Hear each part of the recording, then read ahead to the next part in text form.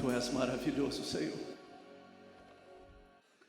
Quantas vezes estamos envoltos no mar aberto e parece que estamos sozinhos. Parece que realmente que as ondas vão nos afundar. Mas como é bom saber que Tu estás no barco. E vai chegar a hora, o dia, o momento que Tu vais te levantar e vai dizer: acalma-te, vento, para a tempestade, e nós celebraremos contigo a Tua vitória, Senhor. Obrigado, obrigado pelo que tens feito. Obrigado pelo que tens falado aos nossos corações. Continua falando conosco agora através da Tua palavra, Senhor. Em o nome de Jesus, amém. Podeis assentar, queridos. Aleluia. Glória a Deus, glória a Deus. Abra sua Bíblia no livro de Esther, lá no primeiro capítulo. Hoje nós vamos fazer um pouquinho diferente. Em vez da gente pegar um texto base, acho que pode baixar até um pouquinho do volume aqui. Está muito alto para os irmãos aí que estão me ouvindo? Está bem alto? Não? Está bom? Então acho que é só o retorno que está bem alto aqui para mim. Nós vamos ler alguns textos no decorrer da mensagem. Eu quero que você acompanhe comigo. Então deixe a Bíblia aberta aí no livro de Esther, no primeiro capítulo. Glória a Deus pelas pessoas que estão nos visitando. Fiquei muito feliz ver o irmão Alcides aqui, Regiane, que bênção, que bom tê-los entre nós. Deus abençoe, é um prazer sempre tê-los conosco. Está também a Érica, que está entre nós, né, que está ali ajudando a minha mãe. Deus abençoe, é um prazer tê-la entre nós. Não sei se tem mais alguém que está nos visitando. Faz um sinalzinho assim, rapidinho com a mão, só para a gente ver quem é que tem gente lá atrás. Olha que bênção, tem mais gente que está nos visitando. Tem mais gente aqui, glória a Deus, tem mais gente ali também. Os irmãos querem dar um bem-vindos gostoso, caloroso a esses irmãos. Diga amém. Glória a Deus, glória a Deus. É interessante esse livro de Esther.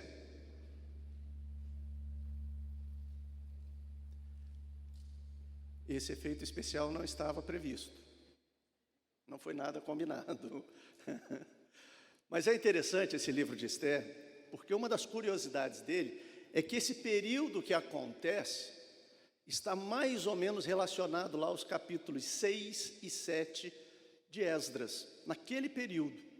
E aí é algo maravilhoso a gente entender o que vem acontecendo aqui. Outra coisa interessante é que isso aqui acontece logo depois de Daniel, capítulo 5. Quer dizer, o fato dos persas dominarem a Babilônia está lá no capítulo 5. Lembra aquela parte onde mostra as mãos que vieram escreveram na parede? Foi passado de ti pesado, foste na balança e tal. Lembra disso? Quem lembra, diga amém.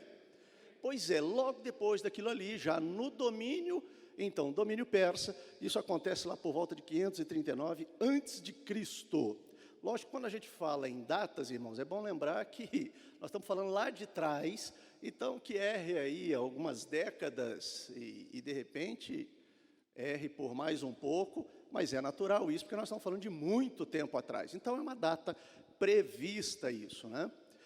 O governo dos exilados judeus passaram então para os persas, rei Assuero, ou Xerxes, dependendo da tradução que você tem aí da sua Bíblia, será Assuero ou Xerxes, que é a mesma pessoa, tá? É interessante esse livro porque em todo ele você não vai ver algo escrito, Deus fez, Deus mandou, Deus, não tem.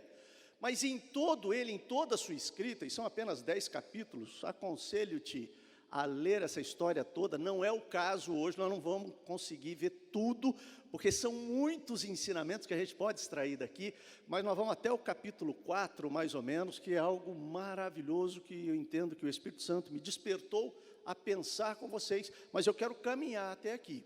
Mas leiam todo o livro de Esther, e eu tenho certeza que você será muito abençoado. Nesse primeiro capítulo nós vamos ver então a história, quando começa esse rei Assuero numa grande festa, e ele colocou vinho à vontade para todos, fez uma ostentação, afinal de contas, ele estava com 127 províncias sobre o seu domínio, e ele queria mostrar o seu domínio, o seu poder, e chama todos para uma grande festa nos átrios do palácio, e os grandes, os nobres, e também as pessoas mais pobres, todos foram convidados, e em dado momento, lá depois de alguns dias que ele já tinha, como é que eu vou dizer aqui? Bebido um tanto quanto bastante, manguaçado, eu acho que fica um termo mais, todo mundo conhece o que é isso, entornou bastante o caneco, ele queria mostrar a todos agora a beleza da sua esposa, a rainha Vasti, e ele manda chamá-la, e ela, linda, bela e formosa, nananina não vou. Isso gerou um transtorno enorme. Afinal de contas, como é que uma mulher, na verdade eu faço até uns questionamentos hoje também, sabe? Mas deixa para lá. Como é que uma mulher nega, só para provocar as mulheres presentes, como é que a mulher nega o chamamento do seu esposo? E naquela época isso era um ultraje. Ele então chama os seus conselheiros e pergunta, olha, o que a gente pode fazer aqui? Porque não é possível que ela faça um negócio desse. O negócio foi tão sério que eles disseram para ele o seguinte, não afrontaram só a ti e todos aqueles que são governantes contigo, mas afrontou a todos os homens, e daqui a pouco essas mulheres vão estar agindo, e vão se rebelar contra seus maridos, não pode ficar desse jeito. Conclusão, resumindo a história, ela é destituída de rainha. E uma das falas interessantes aqui, e eu quero começar um pensamento, não é nem o que eu anotei aqui, mas eu quero pensar algo com vocês. Quando alguém diz para o rei, e diz assim, olha, quando conseguires uma mulher melhor do que essa, mais bonita que essa. Primeira coisa que eu quero tirar para nós aqui, estou falando da forma mais natural possível. Mais natural possível. Irmão, irmã, sempre vai ter alguém melhor do que você. Não se engane. Você toca bonito? Canta bonito? Você faz alguma coisa muito bem? Sempre vai ter alguém melhor do que você. E a gente precisa entender isso, para que a gente não suba em determinados pedestais, que na verdade são tão pequenininhos, e a gente acha que é alguma coisa. Não, não é bem assim. Eu não vou fazer, tem outro que vai fazer. E talvez consiga fazer melhor do que você. Eita, isso é sério.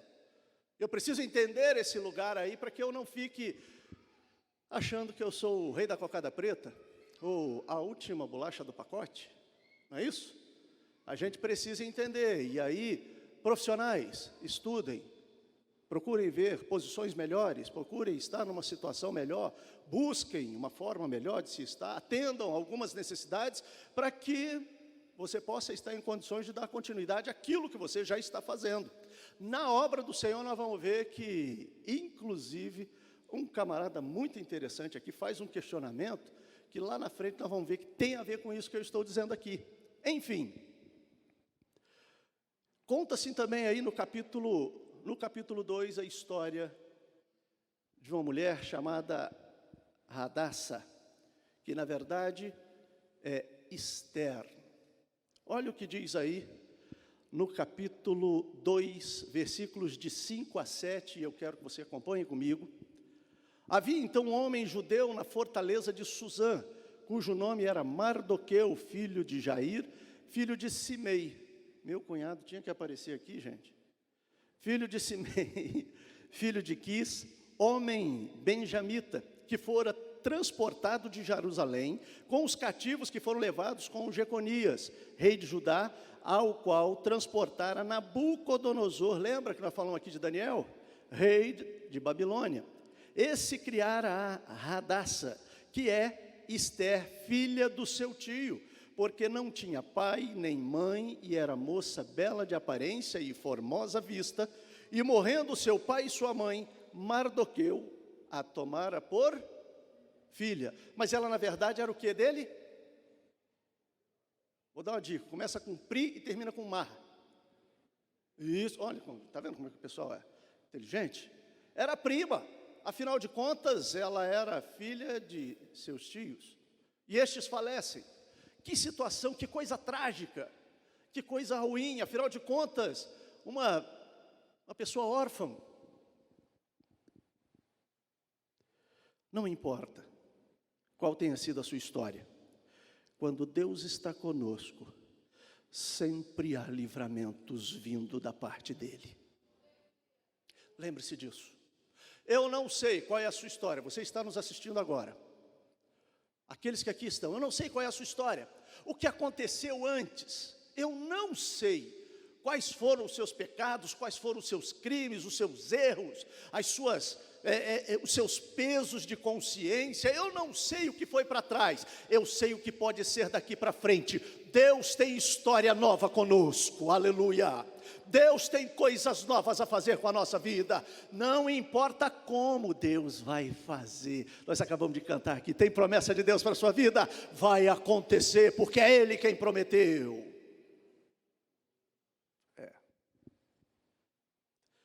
Mas no versículo 11, depois que ele leva Esther para ser uma dessas que seriam das concorrentes dentre as outras, para se tornar rainha,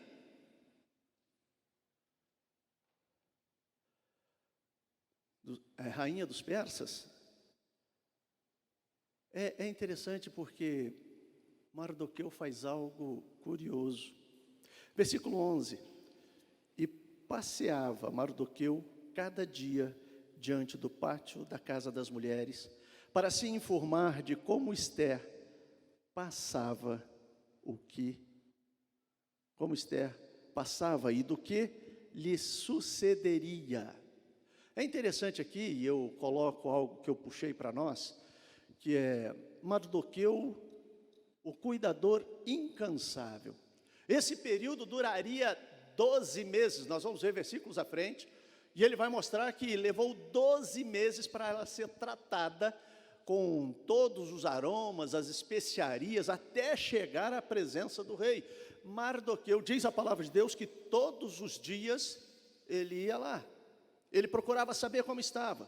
E aí eu puxo para nós o exemplo de Mardoqueu e será que temos tido cuidado com aqueles que estão conosco, ou seja, aqueles que estão à nossa volta?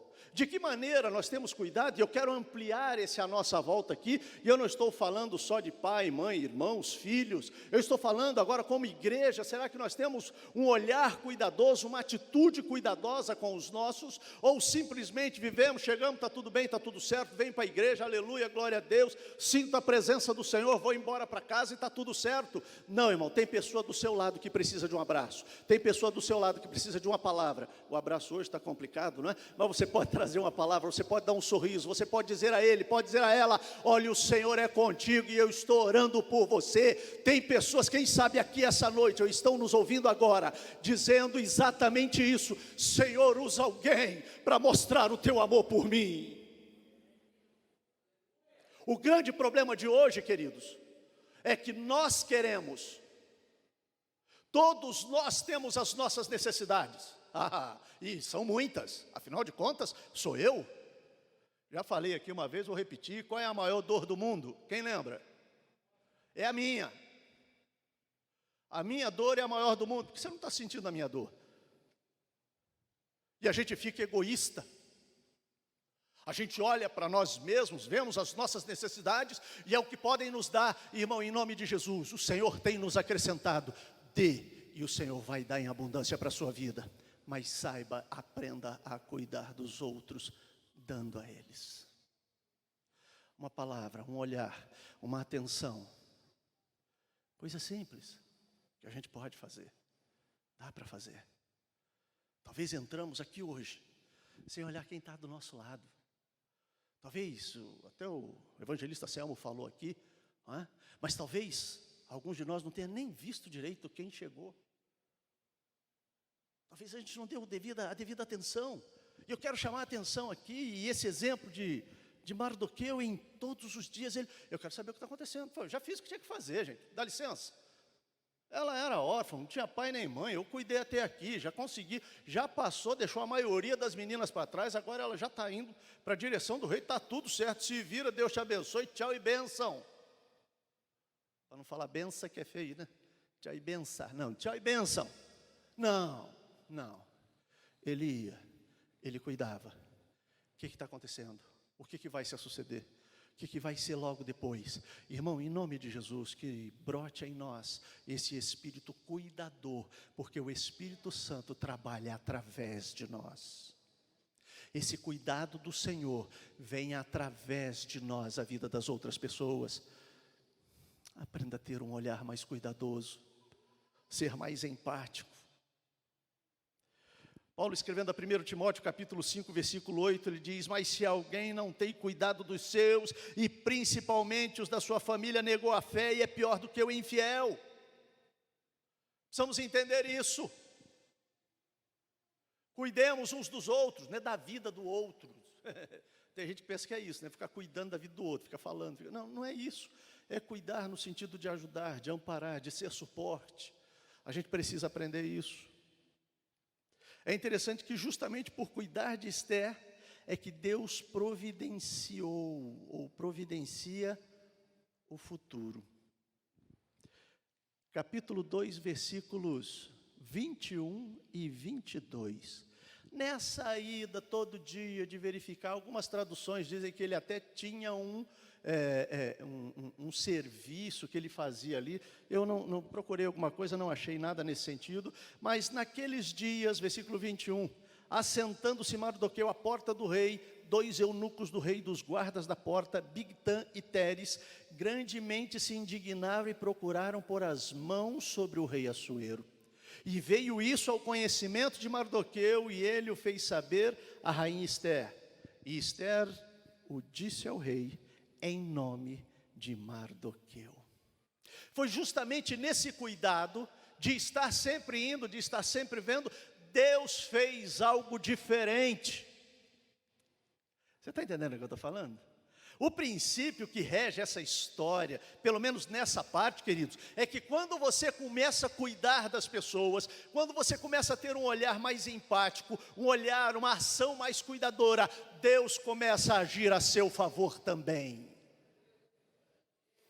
Há algo muito interessante nesse mundo espiritual, onde na verdade, olha, simplesmente, ele ouviu, não irmão, ele estava lá porque estava cuidando de alguém, e na verdade pôde proporcionar coisas que ele nem sabia o que viria para frente, mas Deus começou a agir em favor de todo o povo de Israel. Preste atenção, olhe com mais cuidado para os seus. Olhe com um pouco mais de cuidado para a sua igreja, para o seu departamento, aquele que você trabalha, aquilo que você está fazendo. Preste mais atenção, porque Deus vai começar a fazer coisas diferentes. Você pode dizer amém? Logo no capítulo 3, versículo 1, depois destas coisas, depois que tudo isso acontece, que é dito, que faz tudo isso, ele mostra quem eram essas pessoas inclusive são enforcadas, registrado tudo isso direitinho. Depois destas coisas, o rei Assuero engrandeceu a Amã. Ué? Não foi Mardoqueu? Não foi Mardoqueu que livrou a vida do rei? Sim ou não? Mas quem foi engrandecido? Filho de Emedata Agagita, e o exaltou e o pôs o seu lugar acima de todos os príncipes que estavam com ele. Meu Deus, a gente está fazendo tudo que é certo, tudo que é direitinho. Poxa vida, eu estou tentando de todas as formas. Isso parece que tem a ver com a nossa vida, né? A gente parece que quer fazer tudo certinho para que tudo dê certo. Não é assim? Amém, queridos? Ou é só eu que faz isso? Você também? Ou a gente faz tudo errado para dar certo? Não faz muita lógica isso, né? Então a gente faz tudo certinho, tudo direitinho e espera que a resposta de Deus, através daquilo que nós entendemos ser certo, está correto, é coerente, a gente espera que aconteça da maneira que a gente quer. Mas não. Não importa, irmão, na verdade não importa quem está crescendo ao seu lado ou do seu lado, ou mesmo no seu lugar. Deus, lembre-se disso, Deus é Ele, o justo juiz. Às vezes nós colocamos o nosso querer e a nossa justiça nas coisas. Nós precisamos lembrar que Ele é o justo juiz. Quem avalia e pesa tudo é Ele. Não sou eu e não é você. Você crê nisso? Diga amém. Entendamos isso. Porque senão a gente começa a colocar em Deus nossa justiça. Por que Deus não fez isso? Como é que Deus faz aquilo? Lembra de Asaf no capítulo 73, no Salmo 73, perdão. Salmo não tem capítulo, né? Tem número. No Salmo de número 73, verdadeiramente bom é o Senhor, aleluia, mas quanto a mim quase me desviei dos seus caminhos. Por quê? Porque comecei a olhar o caminho dos ímpios e vi que eles prosperavam mais do que... A impressão que eu tenho que tudo dá certo para eles, parece que não experimentam a morte, está sempre tranquilo, está tudo bem com eles. E, irmão, a gente não sabe o peso das coisas, nós não conhecemos a vida dos outros. O justo juiz é o Senhor. Cuidado. Cuidado para não ser enganado com os seus juízos, com os seus pesos, as suas medidas, porque a dele é perfeita. E tem um fator muito importante aí também, que é o trabalhar de Deus em nós e na história que nos cerca. Às vezes a gente perde a noção disso, né? Vou repetir, o trabalhar de Deus em nós e a história que nos cercam, as pessoas que estão à nossa volta, o pano de fundo onde estamos vivendo, o que está acontecendo ali, qual é o tempo do Senhor, qual é o momento certo para as coisas. O tempo certo somente Deus conhece. Pare de lutar com Ele. Você está entendendo? Você pode me fazer um favorzinho? Vira para quem está perto de você e fala para ele assim, ó, para de lutar, deixa Deus agir.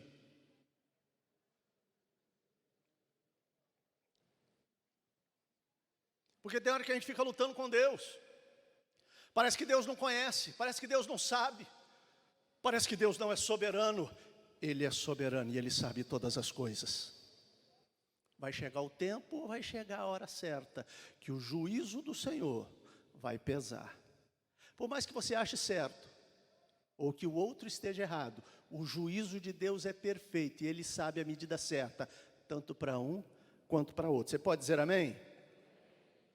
Salmo de número 7, versos de 10 a 12 diz, o meu escudo é Deus, que salva os retos de coração. Deus é justo, Deus é juiz justo, perdão. Um Deus que se ira todos os dias. Se o homem não se converter, Deus afiará a sua espada, já tem armado o seu arco e está aparelhado. Ele é o justo juiz. Calma, espera. Deus sabe como agir, Deus sabe como tratar. Versículos 5 e 6 do capítulo 3. Vendo, pois, Amã, que Mardoqueu não se inclinava nem se prostrava diante dele, Amã se encheu de furor. Para por aqui, já que nós vamos ler o versículo 6. É interessante porque alguma coisa acontecia aqui. Porque Mardoqueu, quando chegava a Amã, ele não se curvava, ele não, como é que eu vou dizer, que ele respeitava a pessoa ou a autoridade que era Amã. Provavelmente, alguma coisa estava errada, diferente da crença dos judeus. Lembra-se lá em Daniel, Sadraque, Mesaque e Abdenego, que mandaram ele se curvar na estátua, e eles o fizeram, amém? Eu queria ver se estava prestando atenção. Eu ouvi uma meia dúzia de amém aí, gente. Eles não se curvaram diante da estátua, porque, não, nós só vamos adorar o Senhor. Mas vocês vão morrer, não interessa. Esse Deus aí nós não nos curvamos. Lembra que eu falei que está mais ou menos no mesmo bojo aqui? Alguma coisa estava errada ali, por isso Mardoqueu não se curvava a Amã.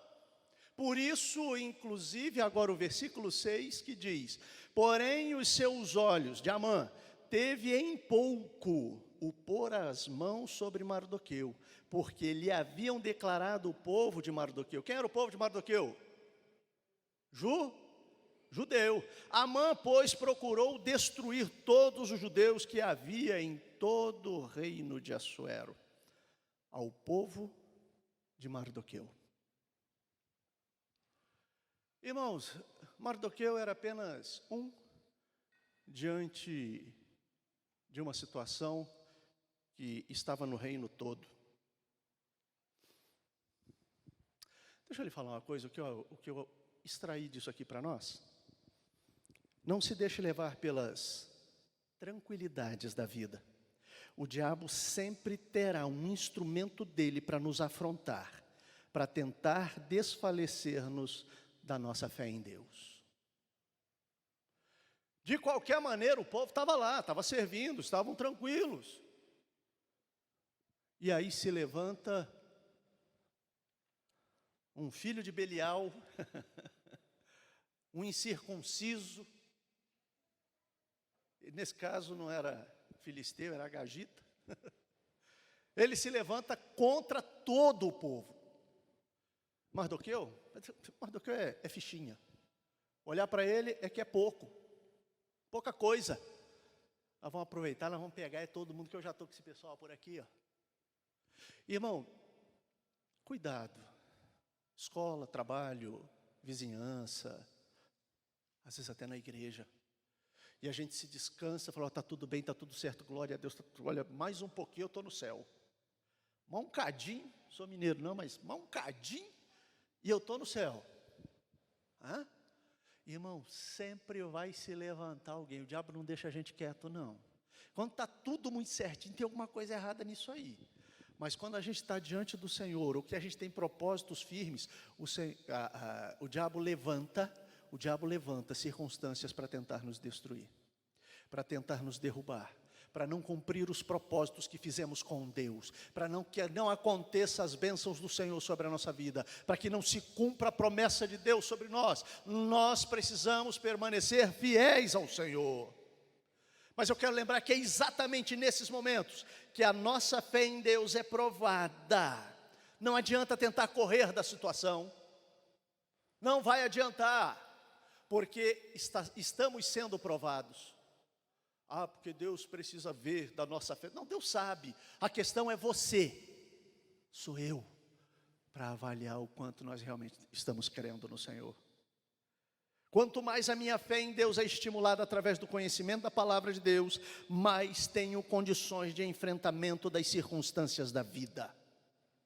Quanto mais eu absorvo, quanto mais eu internalizo, quanto mais eu apreendo a palavra de Deus no coração, mais eu tenho condições de enfrentar seja qual for a adversidade, porque o Senhor é comigo, porque a minha fé está estabelecida no Deus que tudo pode. E entenda esse processo. Porque as adversidades na nossa vida, irmão, sempre vai acontecer. Lembrei aqui de uma colega psicóloga, Lucilene, que ela fala que o crente é crisolento. Que ele sai de uma crise e entra em outra, sai de uma crise e entra em outra, sai de uma crise e entra em outra. Por quê? Porque é isso. Meu Deus do céu, olha, estava tudo, também acontece isso. Foi, Senhor, e agora? Daqui a pouco entra outra coisa, Senhor, e parece que não tem fim. Irmão, firme-se no Senhor, deixa as coisas. O negócio é olhar para Jesus, o autor e consumador da nossa fé, seguir em frente, porque a vitória é nossa pelo sangue de Jesus, mas para aqueles que permanecem nele. Não adianta titubear na fé, diante das circunstâncias, mas não está adiantando. Se não está adiantando com Deus, vai adiantar sem Deus? Olhando friamente, é lógico que eu não creio nisso, porque com Deus sempre adianta. O problema é que eu não consigo aguardar, eu não consigo esperar, eu não quero. Deixa eu assassinar o português aqui, a gente somos tão imediatistas, né? Eu quero é agora, Senhor, tem que ser agora. Igual aquela criança birrenta, irmã Miriam. Eu quero agora, eu quero agora. E se não fizer, irmão, com Deus você pode ficar birrento, você pode reclamar, você pode fazer o que quer, o que quiser, mas a vontade dEle é soberana. Ele é Senhor e eu sou apenas servo dEle.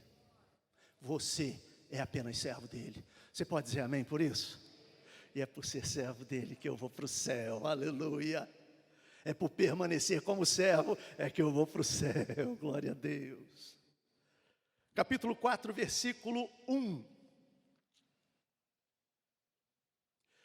Quando Mardoqueu soube tudo quanto ali se havia passado, rasgou Mardoqueu as suas vestes e vestiu-se de um pano de saco com cinza e saiu pelo meio da cidade e clamou com grande e amargo clamor.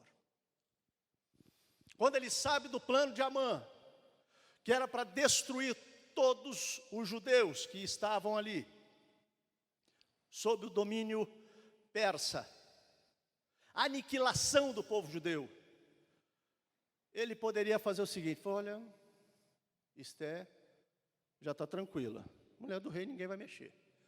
Quer saber de uma coisa? Pernas para que te quero, eu vou embora. Eu aprendo uma outra coisa aqui com Mardoqueu.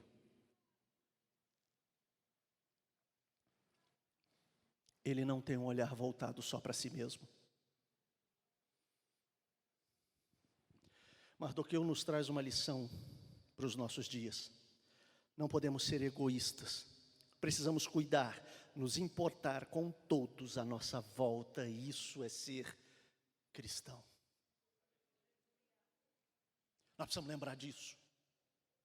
Abordei alguma coisa no início da mensagem, quero abordar isso de novo. Isso é forte, isso precisa ser forte, isso precisa mexer conosco. Quando nós olhamos uns para os outros e vemos qualquer necessidade, Senhor, em nome de Jesus, me ajuda. Se eu não tiver condições, eu vou pelo menos orar. Se eu não tiver, eu vou dar um jeito, está entendendo o que eu estou falando? Diga amém. A questão é quando, e aí eu vou fazer o contraponto disso, né? Parece que tem gente que está sempre na situação de necessidade. O lugar do, me perdoem, mas o lugar do coitadinho, que coloca sempre nesse lugar de coitadinho, é interessante, porque tem alguns ganhos. Você está entendendo o que eu estou falando? Diga amém. A situação aqui não é essa não. A situação aqui não pode ser essa. Mas o nosso olhar sempre de ajudar, de contribuir para as pessoas, sim, nós podemos, devemos fazê-lo. E ter inclusive cuidado, porque essas pessoas que ficam sempre no lugar de coitadinho, nunca tem, nunca faz, nunca sai da mesma situação, tem alguma coisa errada aí, meu irmão, e de repente tem ajuda que você vai fazer, não é nem ajuda, você está inclusive atrapalhando. Amém, queridos? Tiago capítulo 1, versículo 27 diz: a religião pura e imaculada para com Deus e Pai é esta: visitar os órfãos e as viúvas nas suas tribulações e guardar-se da corrupção do mundo. Não sejam egoístas. É o que mais está corrompendo a humanidade hoje, é o egocentrismo. Onde nós olhamos apenas para o nosso, desculpe o que eu vou falar aqui, mas apenas para o nosso próprio umbigo, para o nosso próprio cuidado, para a nossa própria satisfação, para aquilo que não nos incomoda. Oh, o sangue de Jesus tem poder. Aquele que quer vir após mim, disse Jesus Cristo, negue-se a si mesmo, tome a sua cruz e siga-me. Existirão incômodos nessa vida, sim, e nós precisamos entender que apesar deles e com eles é que nós alcançamos o céu em Jesus Cristo. O egoísmo que domina este mundo não pode nos dominar. 1 Coríntios capítulo 10, versículo 24, ninguém busca o proveito próprio, antes cada um o que é do outrem. A gente pode se ajudar. Atos capítulo 20, versículo 24, Paulo dizendo lá aos anciãos em Éfeso: mas de nada faço questão, nem tenho a minha vida por preciosa, contanto que, isso aqui é importante, contanto que cumpra com alegria a minha carreira e o ministério que recebi do Senhor Jesus, para dar testemunho do evangelho da graça de Deus. Você pode dizer amém, queridos? Mas alguns de nós têm dificuldades de enfrentar as dificuldades, inclusive para exercer o ministério que foi chamado. E a gente olha para algumas coisas que, desse jeito não, e a gente vai justificando, e a gente vai deixando de lado, e a gente vai pondo obstáculos e empecilhos. Esté capítulo 4, e nós vamos aqui encerrando esta mensagem no versículo 13. Então disse Mardoqueu que tornassem a dizer a Esté, para aqui um pouquinho, para você entender o que está acontecendo. No início do capítulo 1, ele se veste de saco, põe cinza, sai andando pela rua gritando, parecia um doido. que está acontecendo? Ele vai à porta onde estaria o rei, só que ele não pode entrar. Obrigado, Geraldo. Ele já vai narrando aqui do lado. Uma benção.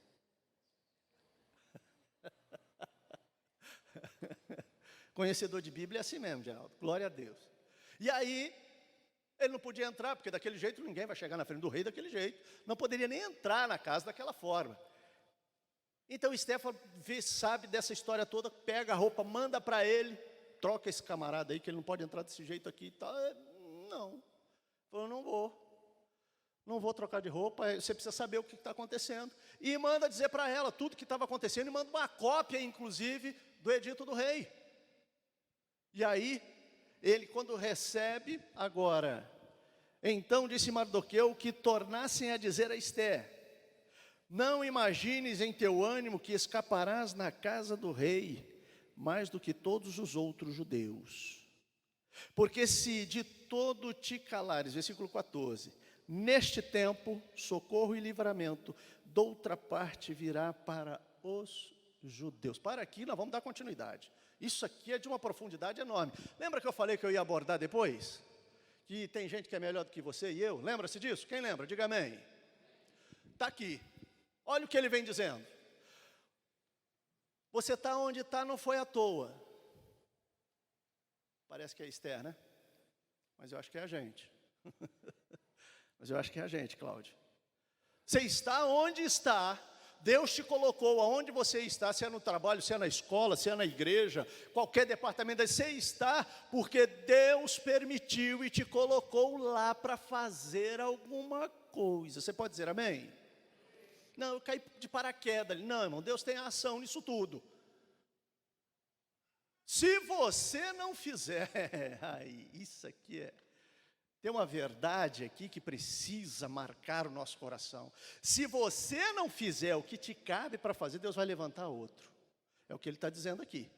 Se te calares nesse tempo, socorro e livramento doutra parte virá para os judeus. Olha que fé inabalável no Senhor. Ele não fala, o livro todo não fala a palavra Deus, mas eles aqui, judeus, confiavam no Senhor, estavam presos por quê? Estavam aprisionados por quê? Porque se desviaram dos caminhos do Senhor, e agora vem o aprendizado. Saiba de uma coisa, Esther, mesmo que você não faça, Deus vai levantar outra pessoa e vai dar livramento ao seu povo. Irmão, em nome de Jesus, preste atenção, Deus tem colocado algo na tua mão para fazer, faça-o, porque se você não fizer, eu vou ficar tranquilo. Não, você vai responder por essa irresponsabilidade de não fazê-lo, mas Deus vai levantar alguém, fazendo quem sabe até melhor do que você, e você vai ficar só assistindo, se não perecer no meio do caminho. E isso precisa ser sério, porque na obra do Senhor nós precisamos agir, nós não podemos ficar olhando, deixa a coisa acontecer. Não, não está legal para mim não.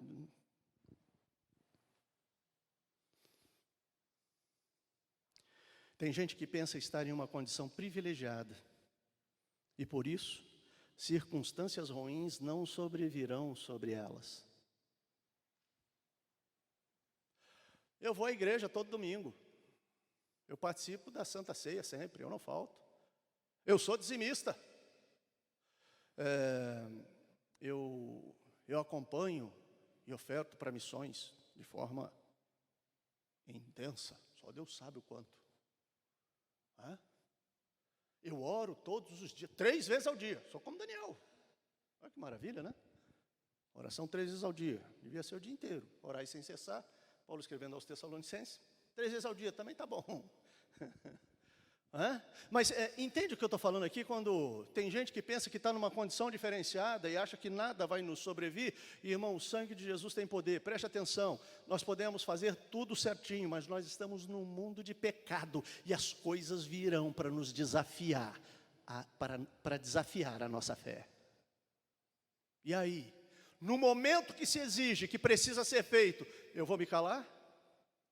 No momento onde você precisa, ou nós precisamos levantar e dizer, aqui não, eu sou servo do Senhor, disso eu não participo, eu não vou fazer isso porque isso é contrário à vontade de Deus, eu decididamente não o farei.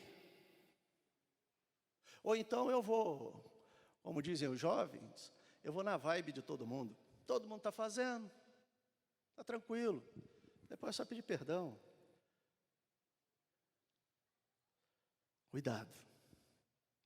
Mateus capítulo 5, versículo 45, Jesus diz assim, olha, para que vocês venham a ser filhos de seu Pai que está nos céus, porque Ele faz raiar o seu sol sobre maus e bons, e derrama chuva sobre justos e injustos. E a gente precisa lembrar que a condição privilegiada que nós temos é o sangue de Jesus Cristo nos lavando e nos redimindo de todo pecado. Mas nós fazemos parte de tudo isso. Nós estamos inseridos em tudo isso. E que a misericórdia do Senhor nos acompanhe. Continuando o versículo 14. Mas tu e a casa de teu pai perecereis. E quem sabe, se para esse tal feito como este, chegaste a este reino. Ou seja, ele questiona agora, Mardoqueu questiona Esther, e fala, será que não foi para isso exatamente que Deus te colocou aí? Não foi exatamente isso? As suas circunstâncias da vida que lhes são tão difíceis, que às vezes aperta e parece que você não vai aguentar, será que não foi exatamente por isso que o sangue de Jesus vem cobrindo a tua vida de todo pecado?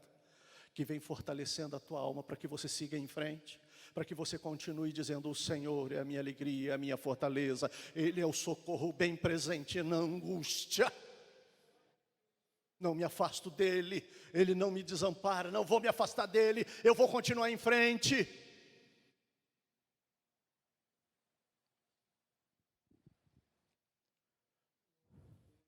Com Esther, não estava apenas o livramento do seu povo naquele tempo, mas também a reconstrução dos muros de Jerusalém décadas depois.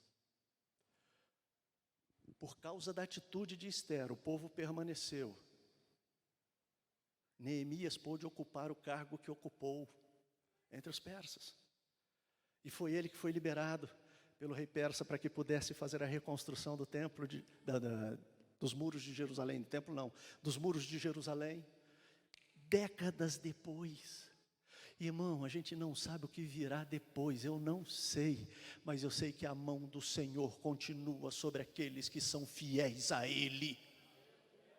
A mão do Senhor continua sobre aqueles, sobre os filhos daqueles que foram fiéis a Ele, sobre os netos que foram fiéis a Ele, sobre as pessoas que permaneceram apesar de tudo, fiéis a Ele, e Deus é poderoso para cumprir.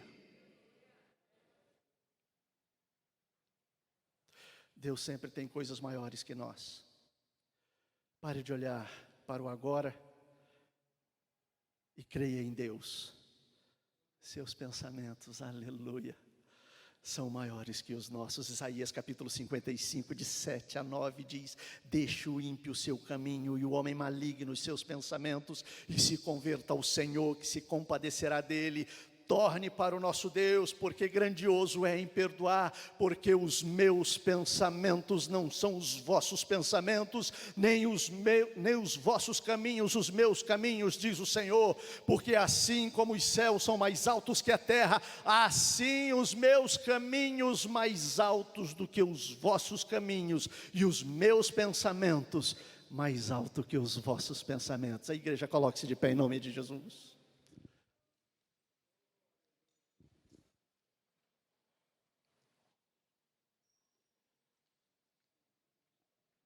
Como eu falei no início, leia depois os outros 6 capítulos. Você vai ver coisas grandiosas. E eu quero provocar a sua curiosidade a ver esse relato bíblico na história. Como Deus agiu, como Deus é maravilhoso. Quem sabe num outro momento a gente fale mais alguma coisa. A hora vai embora, meu Jesus eterno. Sabe, querido, o que você tem vivido te trouxe até aqui. Tudo que você passou, tudo que aconteceu, te trouxe até aqui. A questão é, o que você fará daqui para frente, sabendo que o Senhor tem te guardado até esse momento. Você vai confiar nele, vivendo com ele, ou vai se distanciar dele e correr seus próprios riscos? Esse é o momento da nossa decisão, em verdadeiramente estar com ele, ou se afastar dele.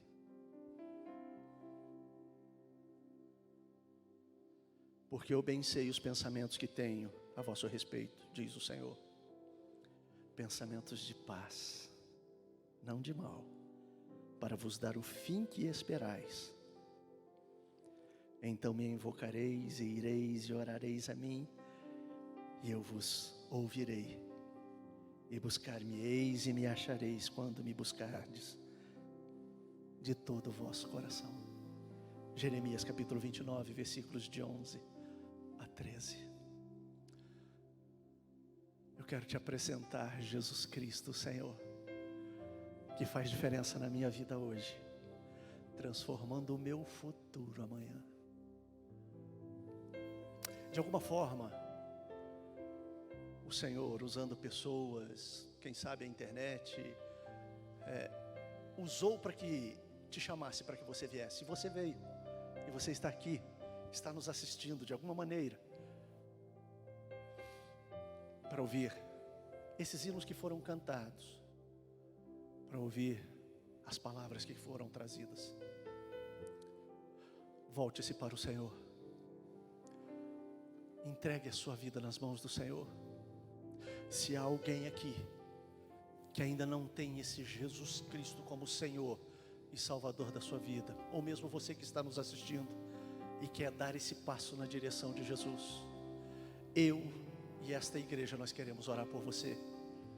E se você entende que esse é o momento de voltar, eu fiquei afastado, eu fiquei longe, na verdade eu tinha até um cristianismo aí, mas que nem na igreja eu ia. Esse é o momento de voltar-se para o Senhor e ter a sua vida transformada. As coisas à sua volta serão transformadas a partir da transformação da sua vida.